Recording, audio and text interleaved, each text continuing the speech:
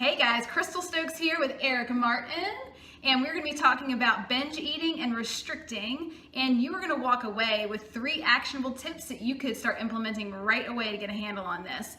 So to take it away, I'm going to have Erica talk more about where she was when we first met, when she was just dying to stop binge eating. She was like, please, is there anything you can do to help me end this cycle? I'm so sick and tired of it. And I'm going to have her just paint the picture of what her life was like at that time that was contributing to all that binge eating behavior. Yeah, so I'm going to set some context from before that, because I did struggle with some binging and purging before that, but I had done 4 years of therapy and was not doing like the whole binge purge thing. So I had gotten a significant handle on that type of eating disorder behavior. So in my head I was like, okay, well, I don't have an eating disorder anymore, I'm good. But what was happening in my life was I would eat something for breakfast, something, whatever it was, and then I would drink a bunch of coffee, probably 3 or 4 cups of coffee. Yeah. And you see, this is her, look at how much energy she has without caffeine. Can you imagine her on 3 or whatever cups? Oh my God, I was like a cracked out bat, just like, yeah, just doing all the things. Oh my God. Yeah. So yeah, I drank a bunch of coffee, which cut my appetite. So then I would, probably not eat lunch or not eat much. And then, through the end of the day, I'd try to eat like a super clean dinner. And, and then later on in the evening, like when willpower is down, I would just find myself making excuses about like why I could eat, other things. Or like if I only ate half of my dinner, I'd come home and like eat the rest or whatever. And I always just felt really bad about it. I was just like, man, like, I was taught that if you go to bed hungry, that means that you're doing it right. So, so sad. I know. If you're going to bed hungry and you're in pain, then you're doing something right. That's terrible advice. Fuck that. Yeah, so much fuck that. And so, so then, with that advice in mind, and then I would be like hungry and then eating things, and at night afterwards, and I was also told that, not to eat at night because that's when you gain weight. So it's like, I felt like I was trying to do the right things during the day, and then at night, like, my willpower was just shot, and I was eating more than I needed, and then I felt bad about it, and then I'd try to make up for it the next day, and maybe I wouldn't even eat breakfast. So that's kind of what the cycle looked like. Yeah. Wow. And I also say on the eating clean part of it, if I remember correctly, eating clean meant low carb for you. Or no carb. No carb. Like, it was pretty much no carb. Right. The only acceptable carbs at that point were, like, sweet potatoes. Right. Typical paleo style, right? So whenever people come to me and they have these, like, styles or methods of eating, that right away for me is a big red flag. So now we'll dive in and you'll be able to take away some notes for yourself that you can apply as well. So red flag number 1 was starting the day caffeinated. Ooh, and I think her face and her heart just sunk when I had said that to her initially. Like, number 1, that caffeine, if I could have it my way, I would say cut it out 100%. And with my clients, I give them the choice of scaling it back and tapering or just getting it out. Now, her being a Taurus, all or nothing kind of girl, she was like, look, I'll just go 100% in and I'm just going to cut it out, right? Yeah. Now, we can talk about a little bit of the science behind that and why I recommend that. It's because, one, there's a lot of sensitivity when it comes to insulin levels and blood sugar. And so when you're drinking caffeine, that has an impact on your blood sugar levels and your insulin production. That will influence your appetite. Now, what she was enjoying was that coffee made her feel not hungry throughout the day, so she would maybe skip lunch.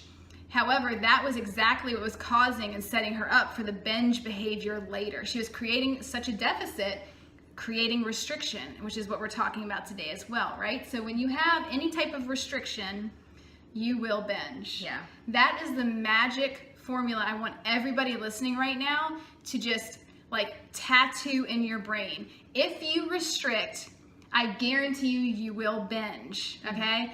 If I could like invest money into some stock on that, it would just be amazing. You'd be some freaking bazillionaire. It's guaranteed. So the body wants to survive. It's just a physical, it's like an animal. It's like a plant. Anything else, it needs fuel to survive. So when we deprive it of fuel, the body is going to say, hey, what's going on there? I don't like this.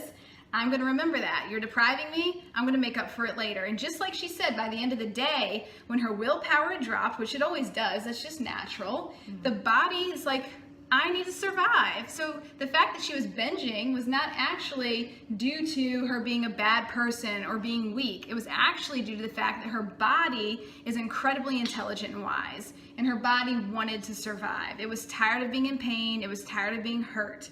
So that caffeine was just a huge contributor to her binging. So we first, for you all out there, start to reduce your caffeine so that your hunger signals can actually be heard. And so you're not burning energy you don't actually have. So let's talk about that a little more. Do you remember that feeling of drinking caffeine because you didn't have energy? Yeah. Right?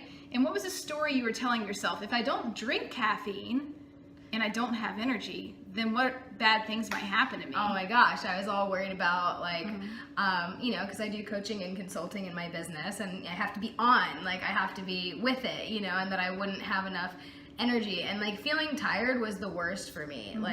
Feeling tired or not having enough energy was actually kind of a big fear for me too. Right. Is that I'm I don't want to feel like shit throughout the day.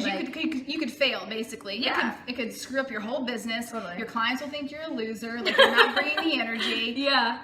So that was a legitimate fear. Now let's say, so we could catastrophize that, right? If I listen to this coach, Crystal, and I cut out my caffeine, all these bad things will happen. I'm going to be shitty with my clients. I'm not going to be able to perform. And then I'm going to probably eat more food because now I have an appetite. I'm going to get fatter. 100%. I was more afraid of that, honestly. Yeah. I was really resistant to the coffee thing at first. But, but I was really dedicated to not feeling terrible. So I went for it. She did it. And then what happened? Well, everything did not burn in flames. No? I didn't get fatter. What? No, it actually was not as big of a deal as I thought it was. And I'll drink decaf now. But and then actually, so two things happened. One is the world didn't crash and burn, and I was able to function. I went through, because I went hard for it. I was just fine, I'm done, cut it out. So I had a weekend. I did it on a Friday and had a weekend that I did not feel great. And then on Monday, I was fine. Right. And everything was great with my clients, and I was worried again about the whole appetite thing.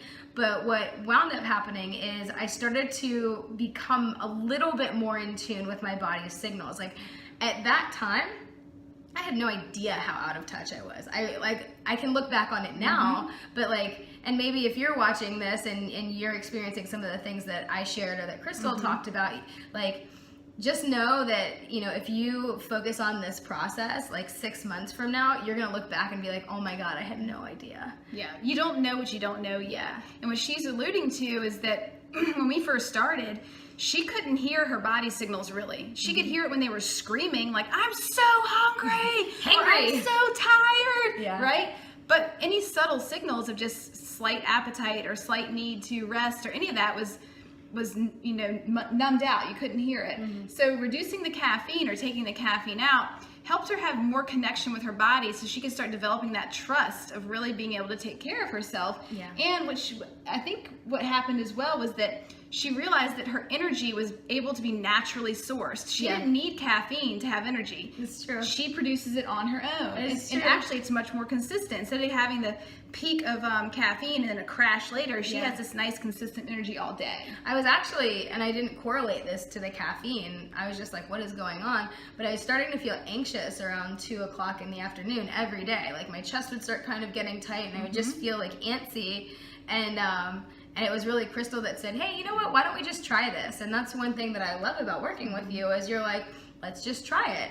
An experiment. Yeah. You can always go back to coffee. It'll be there for you. Yeah. And for people that are anxious, on the more side of anxiety, definitely caffeine is not going to be helpful. It will exacerbate anxiety. And Erica is naturally a wound up kind of gal. She's full of energy, so she didn't need that. It was actually tipping her over to the unhealthy side of anxiety. So we'll move on from that. That was the caffeine part. So that's tip number 1. Yeah. Part number 2 is around restriction, right? So any kind of restriction will cause you to binge. So the next part of what we were seeing is this thing around clean eating, right? That she was eating this super clean dinner that had no carbohydrates in it. Yep. And of course, what the body's not getting, it wants to make up for. And what were you binging on? I mean, really anything. Carbs, like chips, ice cream. Right. I mean, yeah. And so the remedy to that is very simple. This is, again, it's like a mathematical equation. So by having a dinner and a lunch and a breakfast that was really truly nourishing her body, and I wouldn't give her any specific formula. I wouldn't say you need this many grams of carbohydrates, none of that bullshit, okay? It's about tuning in and listening and experimenting. Like, try different things out and see how your body responds. And so what happened with that? Like, as you started to allow yourself to eat more in tune with what you wanted and to add more diversity into your diet, what happened? Well, when we started with this, like, Crystal said something that just like completely blew my mind and my belief system. What she told me to do is that she wanted me to have 3 balanced meals per day. And like by balanced meals, that meant you have protein, carbs, and fat, like all 3. And she said, it doesn't matter what the carbs are. It could be a donut with your lunch or whatever, but like just start with 3 square meals. And to me, that was terrifying. So scary. It was terrifying. What did you think would happen? Oh my God, I thought I was gonna turn into a walrus. Right. Like gain 2 million pounds. Oh my God, I was like terrified because I was already like, I'm not happy with where I'm at now, and I'm like, if I have a donut with lunch, like I'm just going to turn it into a house. That's the fear. Yeah. And what I say about fear is you go after it like a lion. You grab that fear by the throat and you shriek it and you say, fuck that fear. You need to find out that it's bullshitting you. That fear is keeping you stuck, it's lying to you, and it's creating this horrible cycle of binge eating and abuse. Yeah. So she went after that fear. I did. I had a donut with lunch several days. And because that's what I wanted. Like I was like, okay, cool. So good. Yeah. And I did not turn into a walrus or a house. Nope, nothing bad happened. And how did it affect your binge eating at night? I stopped. It stopped it because it's like the things that I secretly wanted, I was having during the day. Now I remember on her tracker, because we were tracking all of this, that she'd leave me a note where in the past there would have been binge eating at night, and then notes about how much she was hating herself and how awful she felt, and then it would transform to these notes of saying, this is so weird, like I don't even feel hungry, like I'm not even thinking about eating food, it feels almost a little lonely, like how is it that I'm not binging? Because it felt before like such a compulsion that you couldn't not do it. Yeah. And then once you started eating more nourishing meals and getting good sleep and rest and all that, it just faded away. Yeah. Right? Definitely. But we're going to touch on that more because there are periods of time where it comes and goes, which is like related to stress and exhaustion and emotions. But for the most part, just addressing some of those physiological elements really, really helps. So we'd say like tip number 2, right, would be to stop restricting any type of component of your food like a macronutrient, carbohydrate, protein, or fat. If you restrict those, you will binge. Yeah. Do you see anything we could highlight from your perspective as a third tip to take away? Well, I think in addition to that was your tip of 3 square meals a day. Oh. So so not only having the macronutrient, but like being okay with, for me it was carbs. Like carbs and sugar were bad, right? But like not just saying, okay, well I'll have carbs and I'll have 1 meal a day with carbs. Right. It was like, no, you have to have 3 balanced meals. Yeah. And for her, again, like since she was eating so little throughout the day, like that was a huge step to take.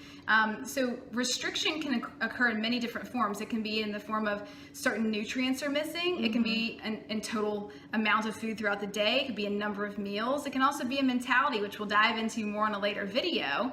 So that 3 square meals a day was a really good balance for her. But for other clients I work with, it might actually be 3 meals and 3 snacks. It depends on where they're at in their journey. Some people, and that's something you'll be able to tune into, that we'll be able to see on your tracker what will really work for you, based on your metabolic rate and your energy expenditure throughout the day. Yeah. So that's something that I just customized to each client. But for her, the 3 squares worked out really, really well.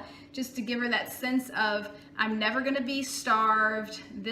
I can trust myself. My body knows it's going to be fueled, and I'm taking care of myself. You know what was really helpful through this process, honestly, was having somebody that I trusted, that like you have all of the knowledge, all of the background. You can explain to me the why. You can customize things to me, and having you guide me through this, because it was really scary. Like, it's not something that I wouldn't have done that on my own ever. I mean, I wouldn't have watched a video, I wouldn't have followed a program, like I just wouldn't have, because I didn't believe it. But having you there as my coach, I'm like, okay, well, if it gets fucked up, like, it's on her. My bad. Yeah. And that's really an important component to bring to this for anybody out there. Be extremely picky about who you work with, because there are some people out there that will lead you down the wrong path. I can't tell you how many times I've overheard trainers talking to their clients, and I just want to go over there and wring their neck.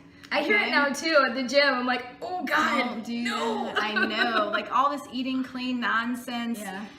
So seek out somebody that really has a background that's both in the world of physical health and in mental health, that really needs to be married together, because you're a holistic person. You're a being. You're not just a brain. You're not just a body. You're all of it mixed together, and we really need somebody that can address that and that never puts you into a cookie cutter system. If that starts happening, they're giving you a printed program they've given to somebody else, run in the other direction. If your coach doesn't have the bandwidth and the knowledge and the expertise to make it uniquely tailored to you and to customize it, they're not for you, because you deserve that approach. If you want this to work and you really want to transform and be free, it needs to be uniquely built for you. Truth bomb. On that truth bomb, I think we should go ahead and drop these guys for the day and let them get on with it, right? Yeah, sounds good. Cool, guys. We hope that was helpful, and we look forward to seeing you next time. All right. Bye. Bye.